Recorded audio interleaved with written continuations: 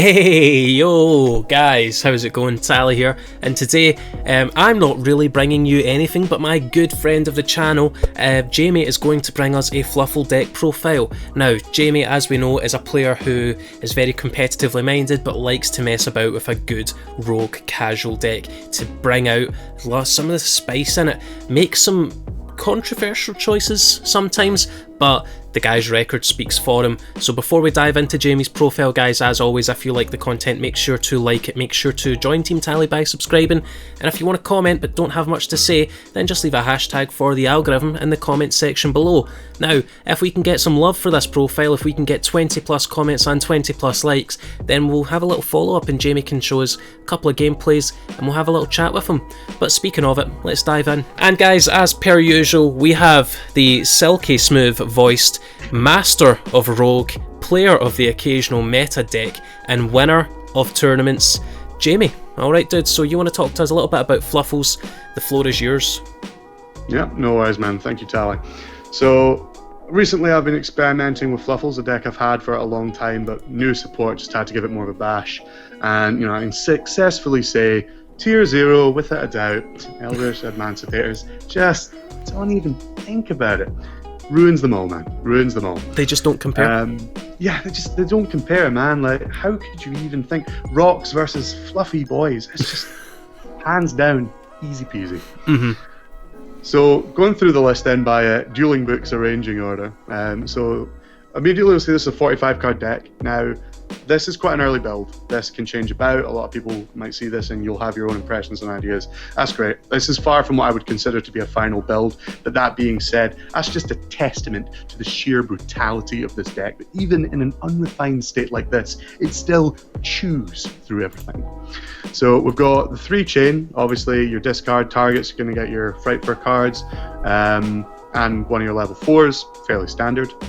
1 sabers. I go for the 1 sabers because between patchwork and dog and everything else, it's easy enough to search. You're gonna get it when you need it, fairly easy without effort. So now the new favorite card, the 3 Edge Imp Scythe. This card and Cruel Whale have completely changed everything. So the ability to fusion summon during your opponent's main phase, and then also have it like a Crusadia effect, banish it to protect something. So the main idea here is, especially when you're going second, you'll summon Frightfur Cruel Whale, the newest fusion, generic materials which has non-target destruction on your opponent's side of the field and your side of the field. Now, obviously, if you summon this in your opponent's turn, Cruel Whale is the only thing on board, so it will attempt to detonate itself, but you can then just, if you wish, banish the Scythe to protect it from its own destruction effect, giving you some body and a disruption. This couples lovely with the next card, Phantasme. You can resolve Phantasme, you can then drop Scythe, and it's possible to start your turn, on your opponent's turn, you can get up to 3 monsters on the board, which is kind of silly. So the next one I've got is 2 Fluffal Bear. Now, 2 Fluffal Bear is an odd one. I'm back and forth with 3 here, but as you'll see, the deck that I'm playing right now is a very, very tight space build. I believe 2 is okay, because it's searchable with pretty much everything that searches in this deck, and being a hard once, in this deck, you want the cards that are, the most reactory, but equally aren't going to brick you. And I found that the less Fluffal names is kind of the better. You want to have a good mix. So 2 at the moment, though with this sort of 45 card build, it could potentially go up to 3, your choice. I'm playing the 1 Cat. Cat's fantastic. Again, it's really easy to chain block with Cat. If you're setting up a Tiger Pop or something and you don't want it to get negated, you can put Cat in. However, in my experience, I almost always get impermed anyway. But yeah, it's a good chain blocker, and when you're going first, it's part of one of your new vital plays for recycling that poly that I'll mention soon. 3 Dog, absolutely standard. 1 Fluffy Good Boy. Then we've got another new card, Fluffal Dolphin. Absolutely love this card to bits. A solid one of, because again, you're going to search it. It doesn't do a lot, in an opening hand you play it. It's not really doing anything for you. It's at the end of the turn when you've got some searches already going on. You can recur your toy vendor and also send 1 Fluffal or Edge Imp, so you can send your wings, you can send your sabers. It's absolutely nutty. So then we've got the 1 Fluffal, I should also say with Dolphin, you can recur one of your fusion spells when it's used as a material. So you can use Frightfur, shuffle it back into the deck, and then at the end of the turn, use Verti Anaconda to make a wolf play or whatever it is. Mm-hmm.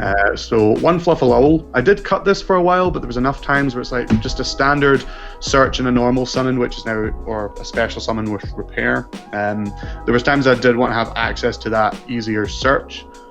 So I've put it back in as a one-of at the moment. It's just quite good for an easy search and being a Fluffal main.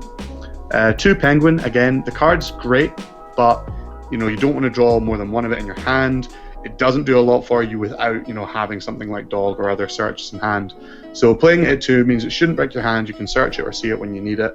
And yeah, that's the ratio I find that works. Same with 2 Wings. Again, it's a hard one, so you don't want the less active Fluffals bricking your hand. With things like Dolphin, these things are much easier to send and get to grave now as well. For the last monster in the main deck, we're playing 3 Nibiru. Being able to disrupt their play. In the ideal world, you can Phantasme, Scythe, and Nibiru all in one turn.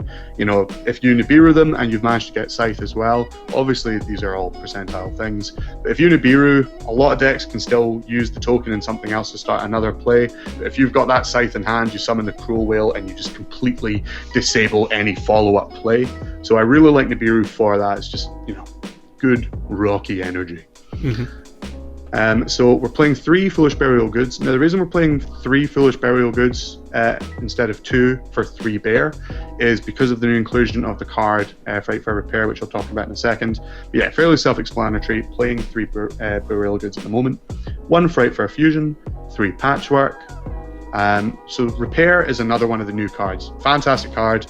Target one of your Fright Furs in the grave, spin it back to the extra deck, and then special a Fluffal agent from your hand, from the graveyard rather. But you can also banish it from your graveyard to special a Fluffal or Edge-Imp from your hand. So Repair is a wonderful discard target, and more often than not, you're going to use its grave effect. Because you can't use both in the same turn, a lot of the times, Fright for Repair is a brilliant discard off of Toy Vendor, or sending it to Grave of Foolish Burial Goods, because it means that you can, once your combo is done, you banish it, special summon the Dolphin from your hand, or whatever you need to. It's really great for just extending. Both effects are really great, but I do think it's the banish effect that comes up more. But yeah, that's why at the moment we're playing 3 Foolish Burial Goods, because now it's got multiple targets. You've got the Toy Vendor and the Repair, which is just fantastic.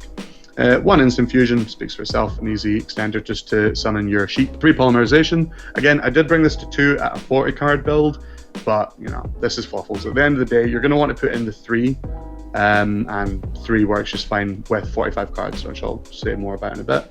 And then obviously your 3 Toy Vendor, which I only recently learned, when you do the whole discard, draw, and if it's a Fluffal you can special summon it. I always thought that it was just a Fluffal, or the Fluffal monster in question you could summon. Turns out you can just special a monster from your hand. So it's kind of like a green Firewall Dragon in a way. And, and then 2 Twin Twisters, and 3 Infinite Impermanence. Imperm's really good because it helps you deal with the Zexo plays. They pass to you, you just drop the Imperm. So that's really good for that. Moving on, why don't you talk to us a little bit about your extra deck, dude? Okay, so like I said, for the extra deck, this is probably where it gets very controversial. So I've cut Super Poly, which I think most people can agree with. So going over the links, obviously Fluffals love the fact they don't need to play links anymore, but that's not to say there aren't good and or necessary ones.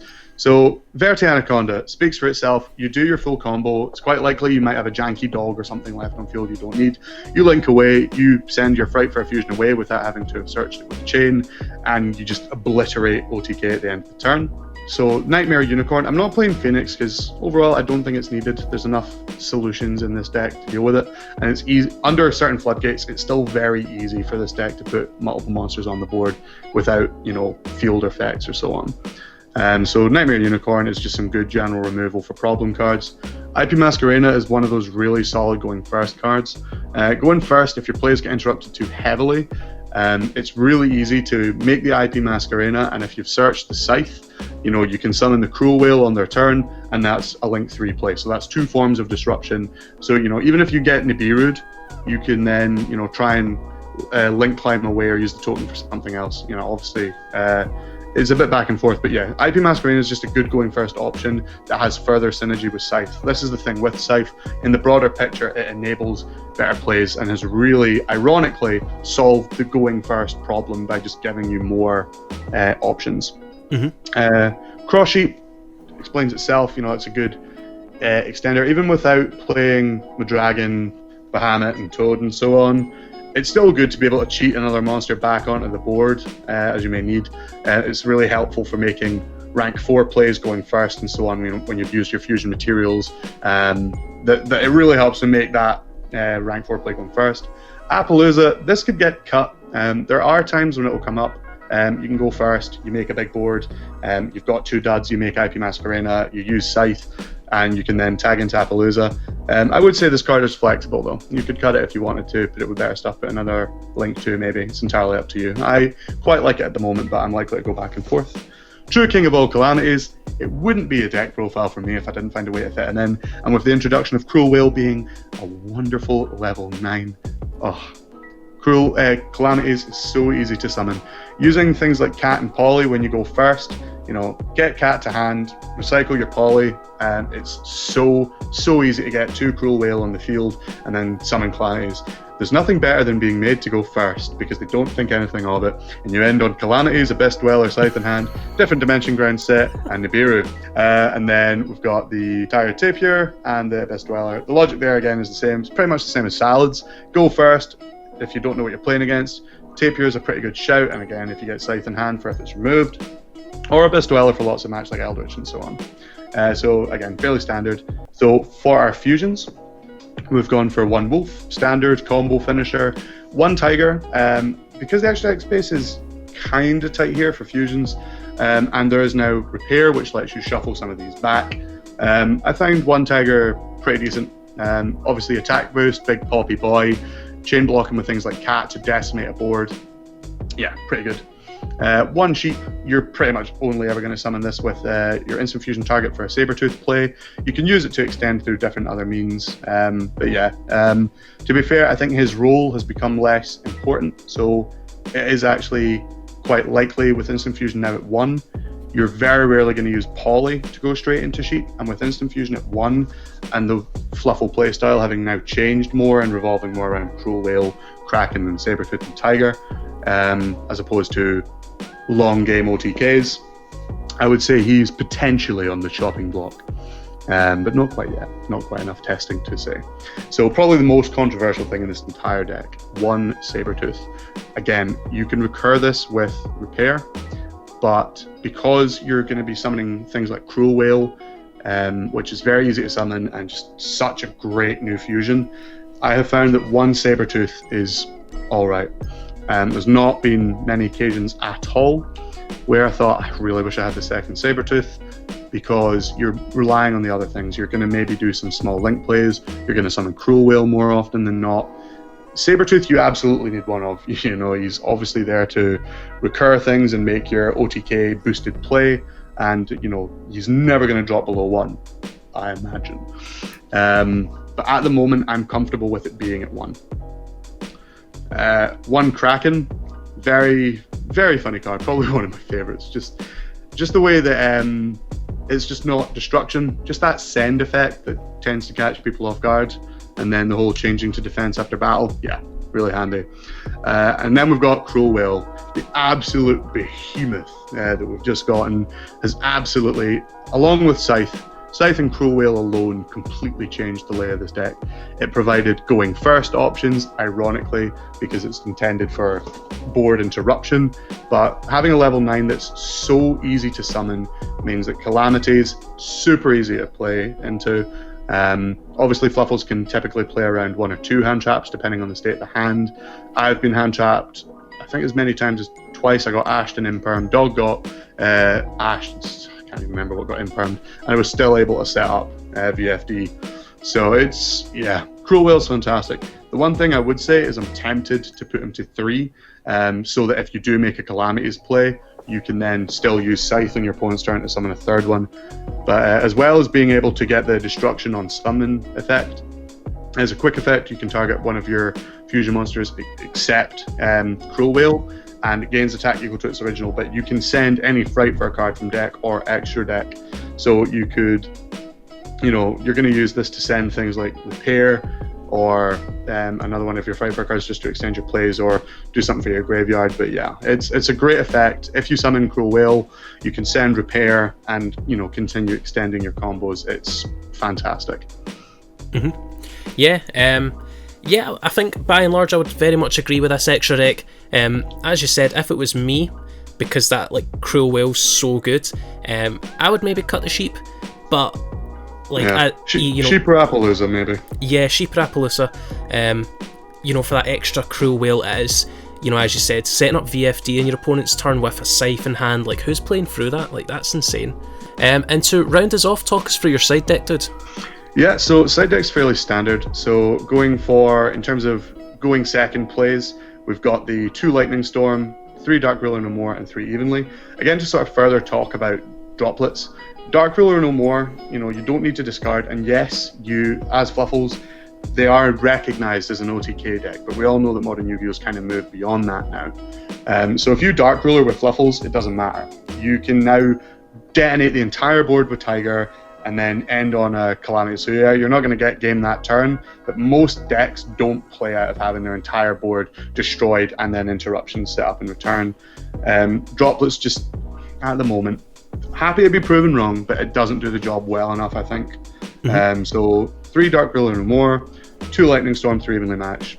Probably a nice, good ratio for what you want, and because of the side deck package being very neat, if you're up against Control, if you're up against Altergeist or Guru, you take out your Imperms, you take out Nibiru's, you take out Phantasme, you put in Evenly, Lightning, whatever it is. There's a lot of good room for siding. It's nice and easy to side in this deck as well.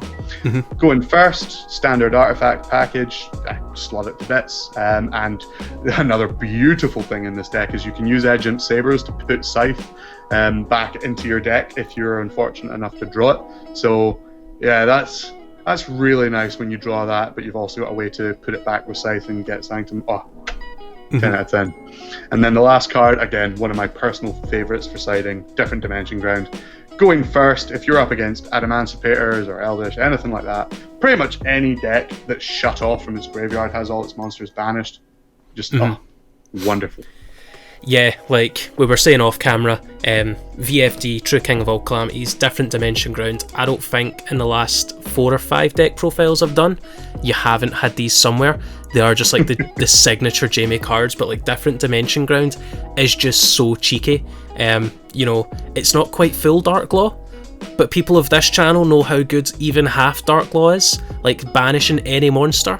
Like, it's just so cheeky. Imagine playing Dark Claw, making all that play and all that combo to set up Dark Claw versus just set one, mate. Just set one, pass. Graveyard say no. There is that. But yeah, so any variant of Dark Claw, full Dark Claw, half Dark Claw, Different Dimension Ground, Dark Claw, good, right? You want to shut off the graveyard, that it's Modern Yu-Gi-Oh! The graveyard is the second hand. If they're not using it, then they're screwed. But yeah, overall, Jamie, as I said, I'm really liking this list. I'm glad that we got you on. Glad we got to catch up as well. It's been an absolute pleasure. Guys, as always, be sure to be nice to Jamie in the comments. Leave very nice things. Tell him how good his voice sounds. He's a sensitive lad. And we'll take it to the outro. Jamie, thanks again. Anything you want to say before you head off? Yeah, man, always a pleasure. Thanks again for having me. Guys, if you haven't already, make sure you subscribe to Tally. Very few people out there, especially at this level, putting in the effort, putting in the time. He deserves more recognition, so give him all you can. Okay, but again, thank you, Jamie. Let's take it to the outro, guys. Guys, that is the video. As always, thank you very, very much for watching. I so very much do hope you enjoyed. It's always great to have Jamie on because, again, the guy's record speaks for himself. If you want to check out some of his other profiles, I'll have them down in the description and the comments below. Guys, as always, if you like the content, make sure to give it a like. If you love it, give it a share and tell everyone you know about Team Tally today. And of course, if you haven't joined Team Tally yet, then the subscribe button is down there. As always, you have been amazing. So is Jamie. I have been Tally. I will catch you all later. Bye.